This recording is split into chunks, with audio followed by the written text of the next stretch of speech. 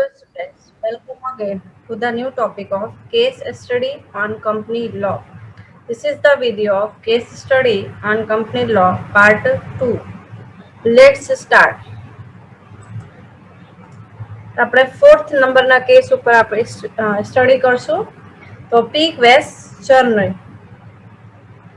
તો હવે આ શેની માટેનું છે કેસ કે આમાંથી કયો લો બન્યું છે કે મિસ સ્ટેટમેન્ટ ઇન પ્રોસ્પેક્ટસમાં તમે કંઈક ખોટી વસ્તુ લખી હોય, મિસ સ્ટેટમેન્ટ કર્યું હોય, જે તમે ગિલ્ટમાં હોય, ફોલ્સ હોય, જે મિસગાઇડિંગ કરતા હોય બીજાને, એના ઉપરનું પ્રોસ્પેક્ટસ છે. બરાબર. તો prospectus is the most important documents of the company presenting the truthworthy behavior of the company towards all.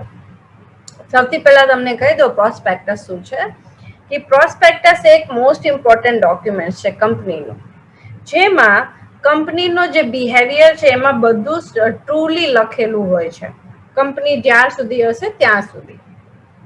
હવે એમાં when the detail in the prospectus or statement made in that relation may be misguiding, false, half truth, twisted with double meaning words. હવે એની અંદર તમે જે prospectus બનાવ્યો ને કંપનીનો document બનાવ્યો એમાં તમે મિસગાઇડિંગ કરી, યા ફોલ્સ ખોટું લખ્યું છે, યા ટ્વિસ્ટ કરીને લખ્યું છે, યા કંઈક એવી રીતના લાઈન સ્ટેટમેન્ટ તમે લખ્યા જે મિસગાઇડ કરે, જેના ડબલ મિનિંગ નીકળે, તો then the prospectus can be called misguiding. તો એ પ્રોસ્પેક્ટસ ને શું કહેવાય છે? મિસગાઇડિંગ. And for that company and company's officers are liable for misrepresentation. તો જે કંપની છે, કંપની અને જે કંપનીનો ઓફિસર છે એ બધા મિસ રિપ્રેઝન્ટેશન કર્યું છે પ્રોસ્પેક્ટસનું, એટલા માટે થઈને એ બધા ફોલ્ટમાં આવે છે. બરાબર. તો આ એનું આખું સિનેરિયો છે. તો હવે કેસ આપણે જોઈ લઈએ. So in the prospectus issued by the company, there was misrepresentation. તો આપણે કંપનીમાં જે પ્રોસ્પેક્ટસ ઇસ્યુ થયો એમાં મિસરિપ્રેઝન્ટેશન હતું. તો there was misrepresentation. A person had applied to invest his money on the basis of such prospectus. એક પર્સન છે એને પોતાનું મની ઇન્વેસ્ટ કરવાનું છે આ પ્રોસ્પેક્ટસના હિસાબે, એ બેસિસ પ્રમાણે. He was allotted those shares. એને શેર્સ એલોટ કર્યા. Later on, Peak purchased 200 shares from the market. Peak શું કર્યું? 200 shares purchase કર્યા. ક્યાંથી? માર્કેટથી. The company was liquidated. Company liquidated means બંધ થઈ. And Peak had to pay estimated pound 1 lakh to the company. તો કંપનીને કેટલા દેવાના થયા? Peak had to pay 1 lakh, કંપનીને દેવાનું 1 lakh pound. Peak filed a case against the company. Peak કંપનીના અગેન્સ્ટમાં એક કેસ ફાઇલ કરે છે કંપનીના ડાયરેક્ટરના, for the loss incurred due to it. એમને જે લોસ થયો છે એના હિસાબે, and get back the compensation. અને જે એને લોસ થયું છે એને compensation આપે. Lord Chelmsford held that for the transactions after the allotment of the shares, the company, its director cannot be held responsible. તો હવે આમાં શું કહે છે? બધા ભેગા થઈને લોર્ડ ચેલ્મસફોર્ડ કહે છે કે જે ટ્રાન્ઝેક્શન્સ થાય છે એલોટમેન્ટનું, શેર્સ એલોટમેન્ટ કરવાનું, તો એ બધી ડાયરેક્ટર્સની રિસ્પોન્સિબિલિટી નથી હોતી. Peek did not purchase the share from the company but from the open market. જે પીક છે એને શેર્સ ક્યાંથી પરચેસ કર્યા હતા? Company. But from the open market. એને કંપનીમાંથી નહોતા પરચેસ કર્યા, ઓપન માર્કેટમાંથી પરચેસ કર્યા હતા. Hence, for the damage compensation, the directors of the company cannot be held liable. તો હવે કંપની શું કહે છે કે એને પીકને compensation દેવાની જરૂર નથી. The damage compensation, the directors of the company cannot be held liable. Peak had read the prospectus of the company. Peak કંપનીનો prospectus વાંચે છે, in which misrepresentation and falsehood was there. હવે એની અંદર misrepresentation means ખોટું લખેલું હતું. Peak had not applied to the company for issuing shares. Peak કંપનીમાં apply જ નથી કર્યું કે એને શેર્સ ઇસ્યુ કરો. After the completions of the public issue he had purchased 200 shares from the open market. હવે એને ઓપન માર્કેટમાંથી 200 shares લીધા હતા. After that he came to know that there was a misrepresentation by the company in the prospectus. પછી એને ખબર પડી કે કંપનીના પ્રોસ્પેક્ટસમાં મિસરિપ્રેઝન્ટેશન હતું. Hence Peak filed a claim against the company director or the damage compensation. પછી જે પીક છે એને એક ક્લેમ ફાઇલ કર્યું કંપનીના ડિરેક્ટર્સના અગેન્સ્ટમાં યા એને ડેમેજ કમ્પન્સેશન્સના. Rejection the claim the court held claim reject થયું. The court held that company had allotted the share. Company allot કર્યા છે shares ને. Peak had purchased the share from the open market. Peak open market થી share purchase કર્યા છે and not from the company. Company થી નથી લીધા. For the transactions done after the completion of public issue, the director cannot be held liable. હવે public ઇસ્યુમાં જે પણ transactions થયા હોય એની માટે ડાયરેક્ટર્સ જવાબદાર નથી. Even then, the misrepresentation made in the prospectus by the company was not only for the purpose of enticing the public to purchase shares.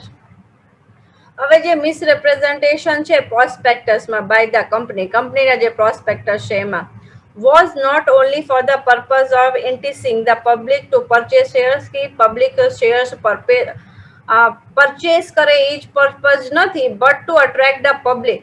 અને એ purpose પણ હોય છે કે પબ્લિકને અટ્રેક્ટ કરે કે purchase the shares from the market અને માર્કેટથી shares purchase કરે. હેન્સ પીક હેડ ફાઇલ્ડ એ ક્લેમ. હવે પીક ફાઇલ કર્યું ક્લેમ ટુ ડેમેજ કમ્પન્સેશન. હવે કંપનીના ડાયરેક્ટર્સની સામે એને કેસ ફાઇલ કર્યું તો હવે એને મૂકીને એને શું કર્યું ડેમેજ કમ્પન્સેશન તરીકે એક ક્લેમ કર્યો. But the court rejected the claim. એ ક્લેમે તે જે કોર્ટ છે એને રિજેક્ટ કરી દીધું that and held that director can not be held liable for transactions after the public issues. કેમ કે જે ડાયરેક્ટર્સ છે એ પબ્લિક ઇસ્યુ માટે થઈને જે પણ ટ્રાન્ઝેક્શન થાય છે એની માટે જવાબદાર નથી.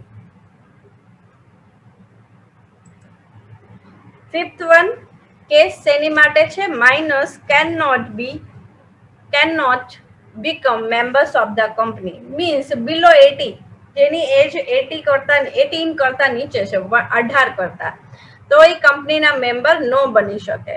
તો આ કેસ છે કયો કેસ હતું જ્યાંથી આ લો બન્યું છે તો મોહિરી બીબી વેસ્ટ ધરમદાસ ઘોષ.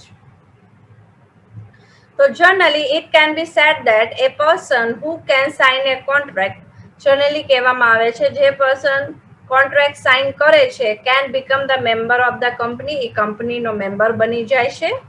Minor and mentally disturb person will not able to sign a contract. જે માઇનર પર્સન્સ હોય મીન્સ જેની એજ 18 કરતા નીચે હોય યા મેન્ટલી ડિસ્ટર્બ હોય જે થોડા પાગલ ટાઈપના પર્સન્સ હોય મેન્ટલી ડિસ્ટર્બ પર્સન્સ હોય છે એ કોન્ટ્રાક્ટ સાઇન ન કરી શકે so that he can not become the member of company. તો એવી રીતના પર્સન્સ કંપનીના મેમ્બર્સ ન બની શકે. તો contract act 1872 section 11.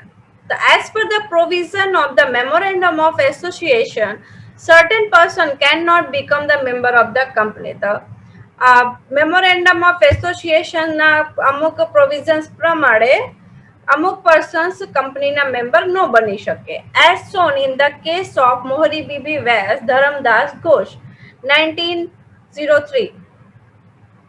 ILR 30 CL.539. A minor cannot become the member of the company. કંપનીના મેમ્બર ન બની શકે 18 કરતા નીચે below 18 વાળા person because the contract with the minor is considered void. જે તમે 18 કરતા નીચે વાળા જે પર્સન હોય એની સાથે તમે કઈ કોન્ટ્રાક્ટ કરો તો એ કન્સિડર કરવામાં નહીં આવે. In England, the contract with the minor is voidable. તો કોન્ટ્રાક્ટ ઇંગ્લેન્ડમાં તમે 18 કરતા નીચે પર્સન સાથે કોન્ટ્રાક્ટ કરો તો એ માનવામાં નથી આવતું. As per the contract, the minor would not be in a position to fulfill personal liabilities. Contract પ્રમાણે જે માઇનર છે, જે પર્સન છે બિલો 18 નો, would not be in a position to fulfill personal liabilities. તો એની પાસે એવી પોઝિશન નથી હોતી કે પર્સનલ લાયબિલિટીઝ જે પણ એને જવાબદારીઓ હોય એ કમ્પ્લીટ કરી શકે, ફૂલફિલ કરી શકે.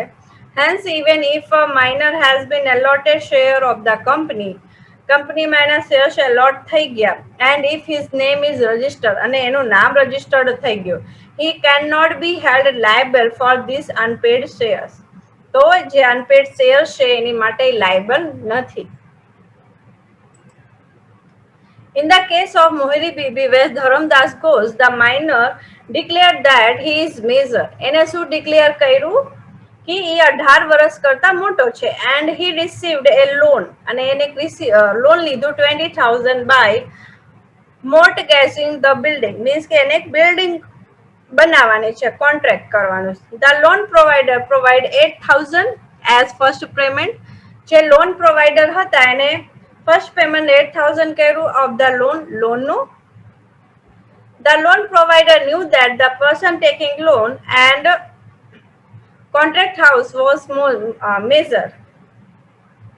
જે લોન પ્રોવાઇડર હતું તેને શું ખબર હતી કે જે પર્સન લોન લે છે અને હાઉસ કોન્ટ્રાક્ટ કરે બનાવે છે, કોન્ટ્રાક્ટર છે, એ મેજર છે. Letter on the minor filed a claim to cancel the mortgage deed. થોડાક ટાઈમ પછી જે માઇનર છે, જે પર્સન છે, એને ક્લેમ કર્યું અને એને પોતાનો કોન્ટ્રાક્ટ કેન્સલ કરાયો. The defendant that the minor has intentionally misrepresent about his age. હવે ડિફિડન્સમાં શું હતું, એના ડિફેન્ડમાં શું હતું, ડિફેન્ડન્ટમાં કે એને મિસરિપ્રેઝેન્ટ કર્યું પોતાની એજને, કે એ 18 કરતા મોટો છે પણ એકચ્યુઅલીમાં 18 કરતા બિલો હતો. Now he can not later on change his stand. તો હવે એ ચેન્જ ન કરી શકે. As per the provision of section 115 of the Evidence Act, section 115 પ્રમાણે, પ્રોવિઝન્સના એક્ટ પ્રમાણે, it should have the title by estoppel. એને શું નામ દેવામાં આવે છે, estoppel. That means the contract should be binding the minor. જે કોન્ટ્રાક્ટ છે કોણ બનાવે છે, માઇનર બનાવે છે, બિલો 18 ના પર્સન બનાવે છે. As per section 11 of contract act, the Privy Council has declared that this important decision, આપ્યું. As the contract with the minor is considered void right from the beginning, it cannot be implemented. Starting થી જે contract હતું minor સાથે એ રદ કરવામાં આવ્યું હતું starting થી, અને it cannot be implemented, એમાં કઈ જ ન થાય આગળ. The argument made by the defendant was not accepted. જે ડિફેન્સમાં પર્સન્સ હતા એને જે પણ આર્ગ્યુમેન્ટ કર્યું એ એક્સેપ્ટ કરવામાં ન આવ્યું. A minor is not bound by estoppel. એક માઇનરને તમે સ્ટોપેલ તરીકે બાઉન્ડ ન કરી શકો. Through the minor has intentionally hidden his correct age and falsely presented it can modify it, but at the same time the loan provider himself was also aware about the minor's age. હવે એને ખોટું કર્યું છે કે એને પોતાની એજ ખોટી દેખાડી અને પોતાને ખોટું પ્રેઝન્ટ કર્યું, તો એ માફ કરવામાં નહીં આવે, પણ જે લોન પ્રોવાઈડ કરે છે એને પણ જાગૃત હોવું જોઈએ કે એ માઇનર એજ છે, એને બધો ડોક્યુમેન્ટ ચેક કરવાની જરૂર હતી. So the minor can not be applied title by estoppel. તો હવે આપણે માઇનરને સ્ટોપેલ ટાઇટલ થી નો લગાડી શકીએ, નો કહી શકીએ. The contract with minor is void from the beginning itself. તો જે કોન્ટ્રાક્ટ હતું માઇનર સાથે એ સ્ટાર્ટિંગ થી તે રદ કરવામાં આવ્યું હતું. તો આ તમારું કયો કેસ હતો, મોરી બીબી વેસ્ટ ધરમદાસ ઘોષ. શેની માટે હતું, minor can not become a member of the company. હવે નેક્સ્ટ વિડીયો લેક્ચરમાં આપણે કેસ નંબર 6 and 7 આપણે એના ઉપર ડિસ્કશન કરશું કે શેની માટેના કેસ છે, એના ઉપરથી કયો લાભ બનાવવામાં આવ્યું હતું. ઓકે, તો આ વિડીયો લેક્ચર તમારો અહીંયા કમ્પ્લીટ થાય છે. Thank you.